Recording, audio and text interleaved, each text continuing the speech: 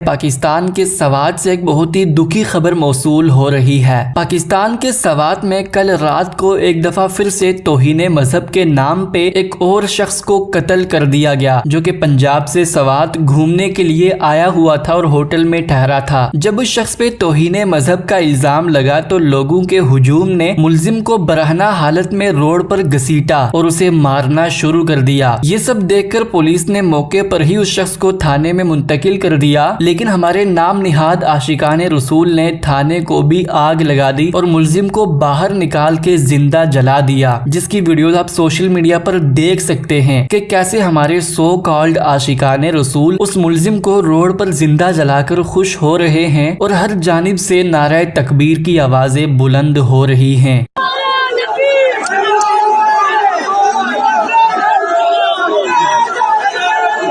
اس پورے واقعے کو سوشل میڈیا پر تو ہر شخص کنڈم کر رہا ہے، لیکن ہمارے بڑے علماء کرام کی جانب سے اسے ابھی تک کنڈم نہیں کیا گیا۔ اس کی جڑیں جو ہیں وہ بہت پرانی ہیں۔ 40 سال سے ہم نے اپنی غلط پالیسیز کی وجہ سے جو فصل بوئی تھی، آج اس کا رزلٹ ہمارے سامنے ہے۔ ایک دن میں تو اتنی بڑی خرابی نہیں آتی، ایک دن میں تو دیمک نہیں چاٹتی، ایک دن میں تو زخم کینسر نہیں بن جاتا۔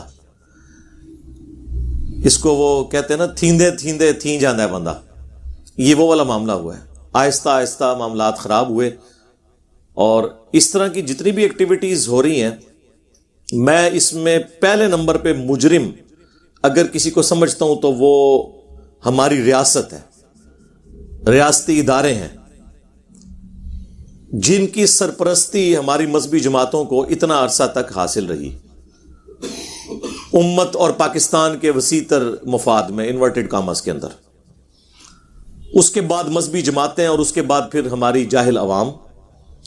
لیکن ڈرائیونگ سیٹ کے اوپر ریاست ہوتی ہے، اس میں چاہے ہمارے حساس ادارے ہوں، چاہے ہماری پولیٹیکل پارٹیز ہوں، حکومتی عہدے داران ہوں، یہ سب کے سب اس معاملے میں مجرم ہے۔ سب نے یہ مل کے حصہ ڈالا ہے، جس کا آج ہم رزلٹ بھگت رہے ہیں۔ یہ تو جس کے ساتھ ہوتی ہے اس کو پتہ چلتا ہے۔ ٹی وی پہ دیکھ لینا بڑا آسان ہے۔ آپ مجھے بتائیں، جس طریقے سے انہوں نے اس کی لاش کے ساتھ جو کچھ کیا، جس کی اسلام میں قطعاً کوئی اجازت نہیں ہے۔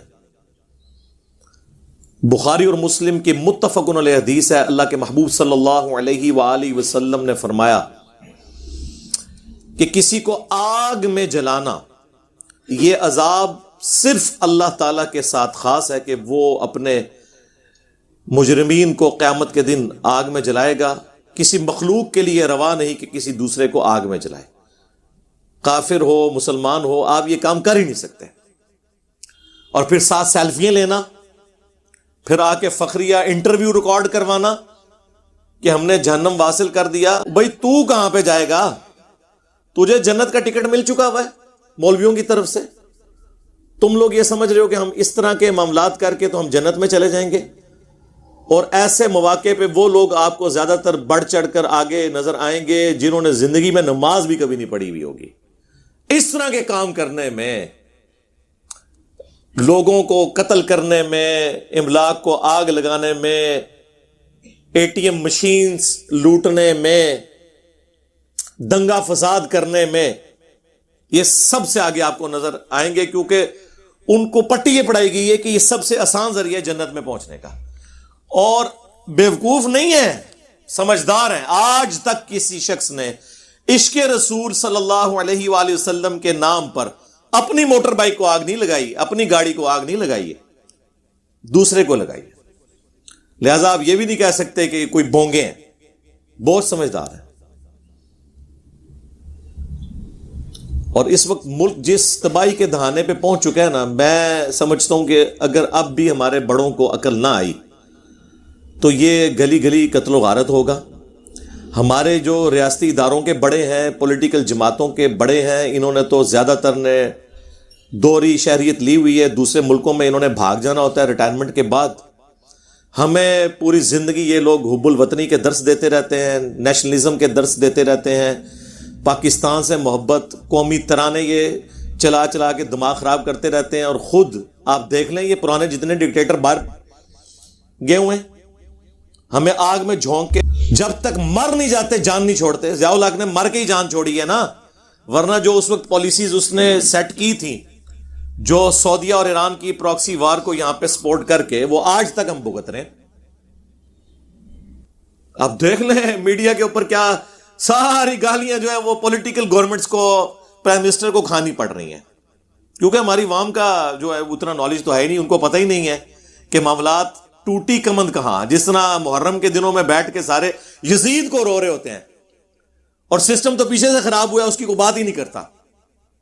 یہ تو فیشن ہے نا یزید کو رو لینا, آسان بھی ہے, دوسرے پہ بات کرنا ذرا مشکل ہے. لیکن میں آپ کو بتاؤں, اللہ کا شکر ہے اب ہمارے ریاستی اداروں میں پالیسی شفٹ آیا ہے, ان میں اتنا حوصلہ پیدا ہو گیا ہے کہ انہیں اپنی غلطیوں کا احساس ہوا. جبھی تو کچھ عرصے سے ہمارے پرائم منسٹر صاحب کئی ملکوں کے دوروں پہ, پریس کانفرنسز کے دوران, انٹرویوز کے دوران اعلانیہ طور پہ یہ مان چکے ہیں کہ ہماری پرانی جو پالیسیز تھیں وہ بالکل غلط تھی. یہ لادہ بات ہے کہ ہمارے ریاستی اداروں کے کیے ہوئے جرائم کی توبہ کا اعلان ہمارے پرائم منسٹر کو کرنا پڑ رہا ہے. یہ ہے دکھ کی بات.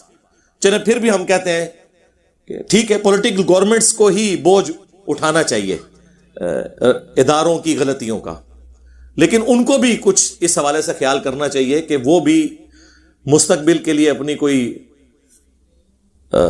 جو ڈائریکشن ہے اس کو درست کر لیں.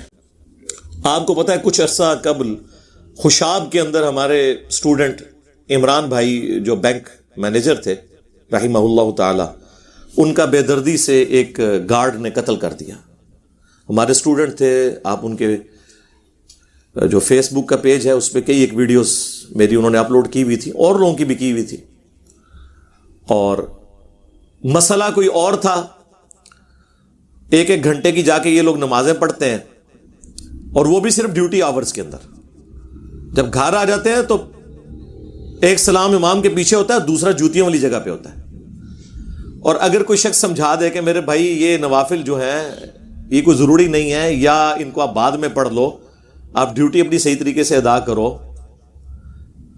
اس بات کا غصہ نکالنے کے لیے اس کی پلی لی جائے, اور پلس اس کو توہین مذہب کا نام دے کر کہ جی یہ تو انبیاء کا گستاخ ہو گیا. یہ بھی ہم اپنی طرف سے طے کر لیتے ہیں کہ کون سی چیز جو ہے وہ انبیاء کی گستاخی ہے.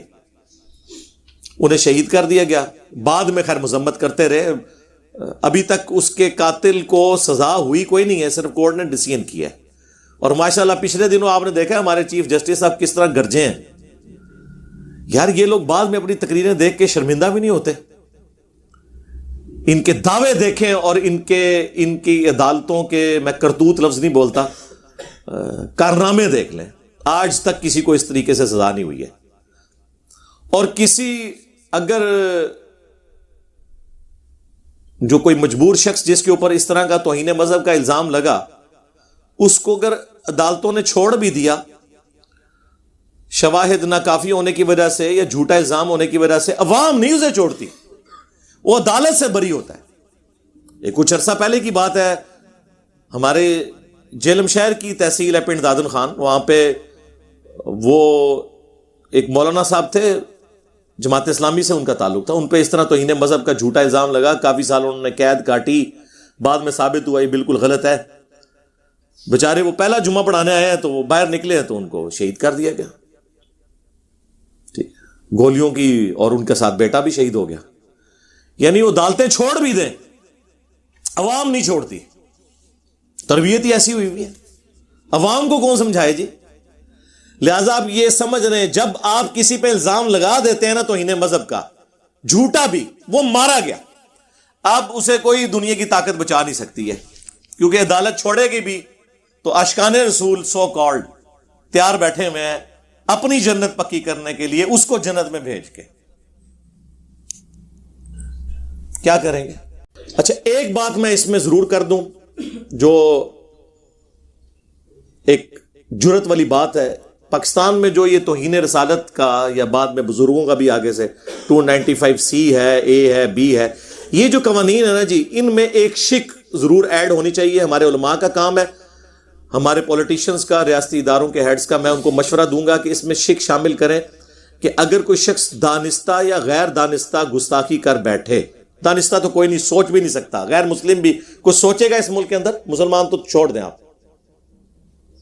تو اس میں ایک شک ایڈ کریں کہ اگر وہ معافی مانگتا ہے جوڈیشری میں پیش ہونے سے تو اسے معاف کر دیا جائے. یہ لازم بات ہے، عوام نہیں معاف کرے گی، لیکن معافی کی شک 295C میں ایڈ کرنا ضروری ہے، ادروائز مصیبت کھڑی ہو جائے گی. میں آپ کو یہ بتا رہا ہوں کہ یہ اس کا کوئی اینڈ نہیں ہوگا. میں 295C کے خلاف نہیں ہوں، لیکن جو کچھ وہ ہے اس کے حق میں بھی اس طرح نہیں ہوں جب تک کہ اس کے اندر یہ معافی کی شک شامل نہیں کی جاتی. سورۃ الفرقان کی آیت نمبر 70 میں اللہ تعالیٰ نے فرمایا اگر کوئی شرک سے بھی توبہ کر لے ہم اس کے گناہوں کو نیکیوں سے بدل دیں گے. تو سر شرک تو اللہ کو گالی دینا ہے. سورہ مریم میں نہیں آیا کہ جو اللہ کے لیے بیٹا تجویز کرتا ہے قریب آسمان پھٹ پڑے، زمین شک ہو جائے، پہاڑ ریزہ ریزہ ہو جائے، ان دعوا للرحمن ولدا، کہ انہوں نے رحمان کے لیے بیٹا تجویز کیا. تو جب اللہ کو گالی دینے سے دنیا میں اگر مرنے سے پہلے توبہ کر لیں تو معافی ہو جاتی ہے، تو اگر کسی اور ہستی کی کوئی توہین کر لیتا ہے گالی لیول تک تو کوئی جائے گا نہیں. جو آپ کے زوم میں ہے، جو آپ ایک دوسرے کو بھی گستاخ سمجھتے ہیں، تو اس میں معافی پیش کی ہے. یہ کرنے کا کام ہے، نہ کہ یہ کہ فتوے لگا کے اس کے پیچھے پڑ جائے اور اس کی زندگی جو ہے وہ اجیرن بنا دی جائے، اس کی نسلوں کی زندگی اجیرن بنا دی جائے. تو یہ سوچنے کی ہمیں ضرورت ہے. بس میں تو اس چیز کو ہائی لائٹ ہی کر سکتا تھا. میں پرائم منسٹر صاحب سے ریکویسٹ کروں گا، آرمی چیف سے اور ہمارے چیف جسٹس صاحب جو از خود نوٹس لینے والے ادارے میں اس وقت سب سے بڑی پوسٹ کے اوپر ہیں، میں ان سے کہوں گا کہ آپ لوگ ان سارے مولویوں کو گن پوائنٹ پہ کرنا پڑتا ہے، گن پوائنٹ پہ کریں. اخلاق سے مانتے ہیں، اخلاق سے منوائیں. ان کو لا کے ٹی وی پہ بٹھائیں، ان کے بڑوں کو. یہ چھوٹے چھوٹی جو شرلی ہیں نا، ان کی نہیں میں بات کر رہا، یہ جو سارے بڑے جو میں کہہ رہا ہوں نا، ان کو بٹھائیں، یہ خود بول کے کہیں. کیا بولیں؟ میں سٹیٹمنٹ میں لکھ کے دوں گا. یہ بنو امیہ کی چالیں جہاں پہ ختم ہوتی ہیں وہاں سے ہماری عقل سٹارٹ ہوتی ہے. یہ آپ لوگوں کو تو چار لیں گے، آپ کو تو لگے انہوں نے مذمت کی ہے لیکن مذمت نہیں کی ہوگی. وہ بات کو اس طرح ٹویسٹ کریں گے کہ آپ کو سمجھ نہیں آئے گی کہ کیا کر رہے ہیں. وہ سٹیٹمنٹ میں لکھ کے دوں گا. ان سے یہ کہیں کہ یہ جو کچھ ہوا ہے، جن لوگوں نے کیا ہے، یہ قتل کیا، ان کو اس کے بدلے میں سرے عام قتل کیا جائے. پلس آج تک جتنے لوگوں نے کسی گستاخ کو، جینون گستاخ کو بھی ماورائے عدالت ایکسٹرا جوڈیشل مرڈر کیا ہے، چونکہ اسلام کے روح سے ایکسٹرا جوڈیشل مرڈر کرنا، ماورائے عدالت قتل کرنا حرام ہے، لہذا ان سارے لوگوں کو قتل کیا جائے اور ان لوگوں کی پھانسیاں جسٹیفائی ہوں. ہاں جی کرن گے وہ ایتے غائبانہ نماز جنازہ پڑھتے رہے جے انہاں لوگاں دے، اپنے جنازے تسی پڑھ رہے ہو کیونکہ آپ سارے ایک دوسرے کو کافر سمجھتے ہیں. کیا بریلوی اہل حدیثوں کو گستاخ رسول نہیں سمجھتے؟ تو سارے اہل حدیثوں کی لاشیں اسی طرح جلیں گی اگر بریلویوں کی حکومت آ گئی. یہ بات یاد رکھیے گا. اور سارے بریلوی جتنے بھی ہیں ان کو اہل حدیث کیا مشرک نہیں سمجھتے؟ تو اگر اہل حدیثوں کی حکومت آ گئی تو ان بریلویوں کی لاشیں آپ کو آگ میں جلتی ہوئی نظر آئیں گی. یہ میری بات آپ نوٹ کر لیں. یہ ایک دوسرے کو مسلمان نہیں سمجھتے، آپ کو دھوکہ دیتے ہیں. اس کی بھی سٹیٹمنٹ میں آپ کو لکھ کے دیتا ہوں کہ انہیں ان کے بڑے لکھ کے دیں کہ ہمارے سوا جتنے فرقے ہیں اگرچہ ہم انہیں گمراہ سمجھتے ہیں لیکن ایک نہ ایک دن یہ اپنا عذاب بھگت کے جنت میں جانے میں کامیاب ہو جائیں گے. آپ کو ایک عالم بھی یہ بات لکھ کے دینے کے لیے تیار نہیں ہوگا کیونکہ وہ پھر ان کو ماننا پڑ جائے گا کہ یہ مسلمان ہے. ویسے کہتے ہیں کہ ہم مسلمان مانتے ہیں لیکن وہ تقیہ کریں گے، توریتن بات کر رہے ہوں گے. اس طرح آپ کو کبھی نہیں لکھ کے دیں گے. اور کیسے لکھ دیں؟ ان کے بڑے ایک دوسرے کو اسلام سے نکال گئے. کس کس چیز کا رونا رویا جائے. اب بات کہاں سے شروع ہوئی تھی کدھر نکل گئی ہے. لیکن یہ ساری باتیں اس موقع پر میں اپنی اس نیشن کو ایک مسلح کی حیثیت سے، ایک ڈاکٹرن دینے والے پیشوا نہ کہیں، اسپیکر کی حیثیت سے، یہ بڑا اچھا موقع ہے کہ میں ان کو ڈائریکشن دے دوں تاکہ ہمارے ماں باپ کو تو ورگلایا تھا، ہمارے آباء و اجداد کو تو ان کے بڑے بڑے بابے ورگلا گئے، ہماری آنے والی نسلیں تو ان لوگوں کے شر سے بچ جائیں انشاءاللہ تعالی. یہ میں آپ کو بتا دوں تبدیلی آ چکی ہے. اب لوگ اس حوالے سے ایجوکیٹ ہو رہے ہیں، اللہ کا شکر ہے. سوشل میڈیا اللہ کی طرف سے وہ نعمت ہے جس نے ہمارے بچوں کو پولیٹیکلی بھی میچور کر دیا اور ریلیجن کے پوائنٹ آف ویو سے بھی میچور کر دیا. جو دو نمبری کر رہے ہیں، خواہ وہ کسی سیاسی جماعت سے ہے، کسی ریاستی ادارے سے ہے، کسی مذہبی جماعت سے، سب کی 2 نمبریاں کھل کے سامنے آ رہی ہیں. بچ کوئی نہیں رہا. اللہ کا شکر ہے، میں اس کو نعمت سمجھتا ہوں. اور یہ بھی ابھی سوشل میڈیا نے ٹیک اپ نہ معاملہ کیا ہوتا ہے، انہوں نے دبا جانا تھا یہ والا مسئلہ بھی. اب یہ لاکھ کہتے رہے جی ہم جو ہے وہ اظہار یکجہتی کرتے ہیں جی، فلاں کرتے ہیں جی.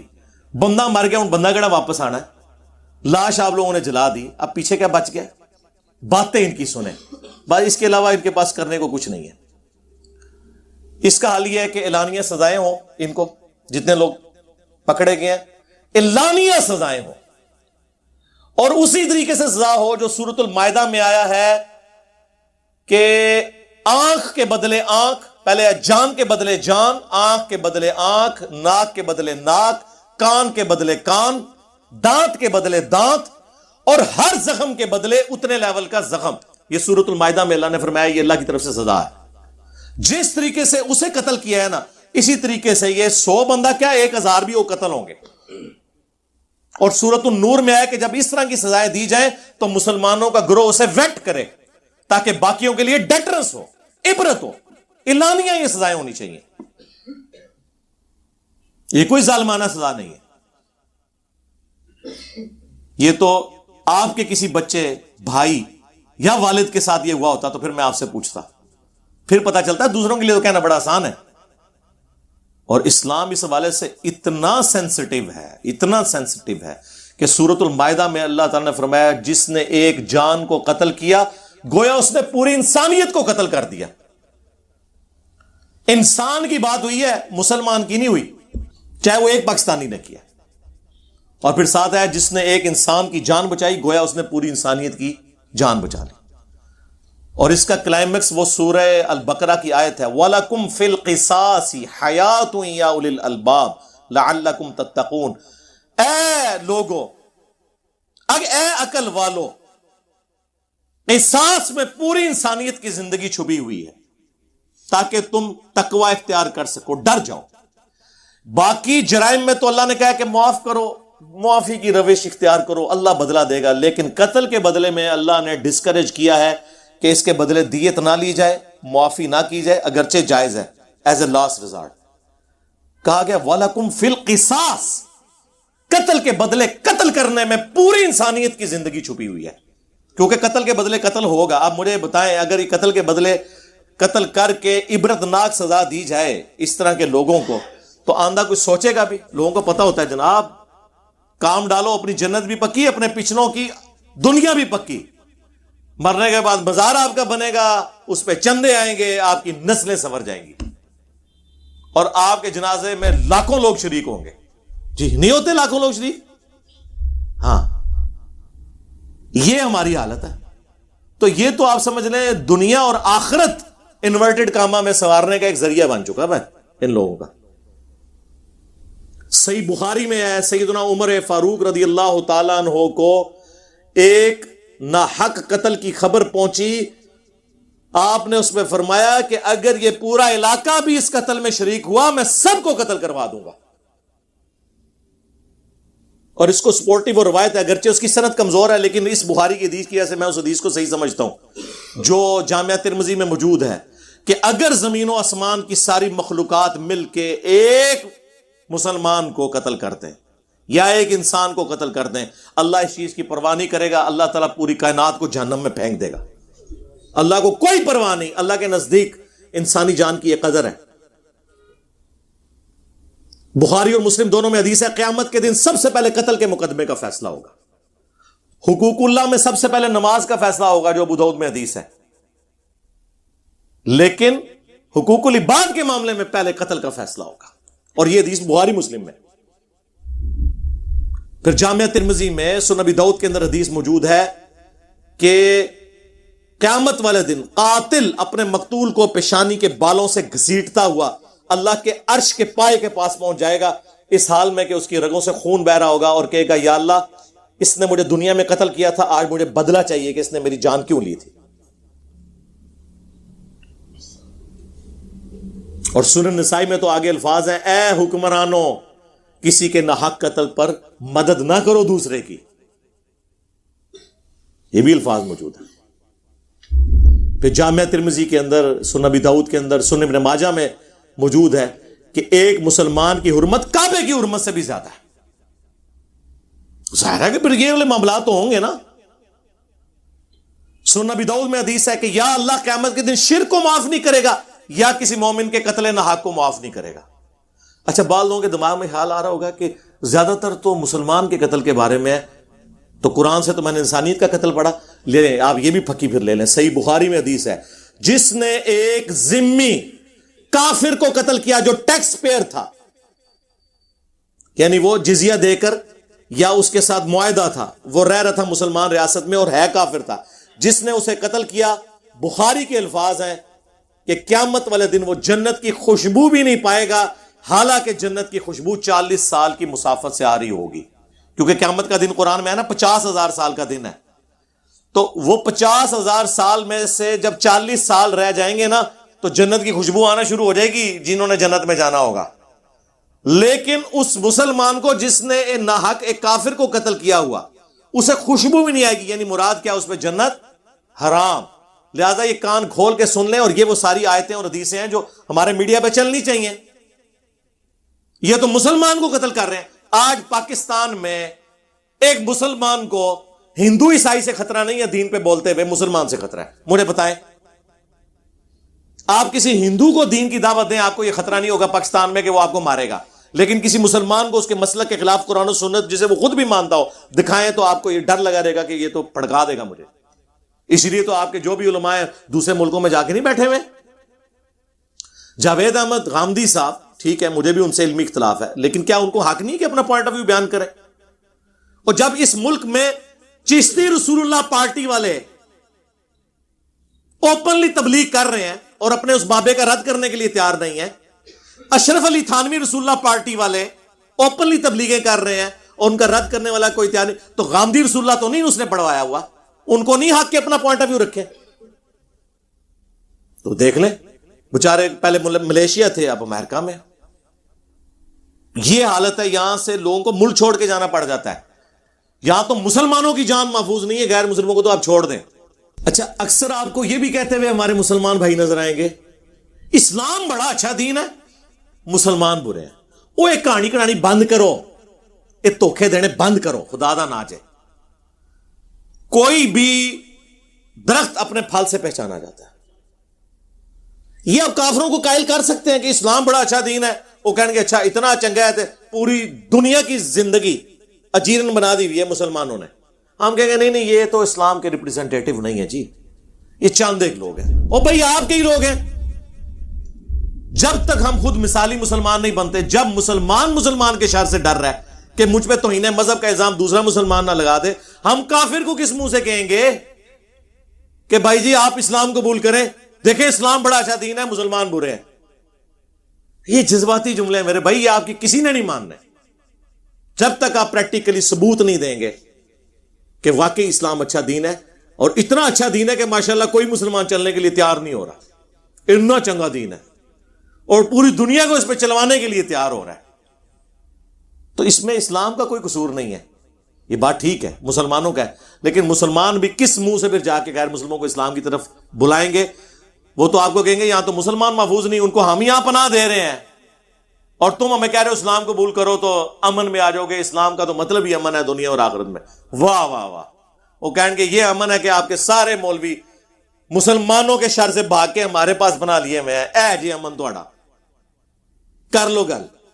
یہ کہانیاں بند کرو، کبوتر کی طرح آنکھیں بند کرنے سے کچھ نہیں ہونا، بلی غائب کوئی نہیں ہونی۔ آنکھیں بند کریں، تھوڑی دیر میں آپ کی گردن مروڑ دے گی، اور جس طرح اس وقت مروڑی جا چکی ہے۔ پاکستان میں اکثریت کا حال کیا ہے وہ آپ کے سامنے ہے۔ اس ملک کے حالات کے بارے میں دعائی کی جا سکتی ہے، اور یہ ہر بندے کی انڈیویجول کی ذمہ داری ہے کہ دوسرے کو ایجوکیٹ کرے کہ ان لوگوں کے ان نرغوں میں نہ ہو، یہ آپ کو کسی اور طرف لے جائیں گے، انہوں نے آپ کی دنیا تو برباد کرنی ہے، آخرت بھی برباد کر دینی ہے۔ اور پریکٹیکلی آپ دیکھ رہے ہیں کہ آخرت انہوں نے برباد کر دی ہوئی ہے، چھوڑا تو کچھ نہیں ہمارا۔ تو چھوٹی چھوٹی باتوں کو گستاخ رسول کا نام دے کے، توہین مذہب کا نام دے کے اپنی ایکٹیویٹیز پرفارم کرتے ہیں۔ آخر میں پرائم منسٹر صاحب سے اور آرمی چیف سے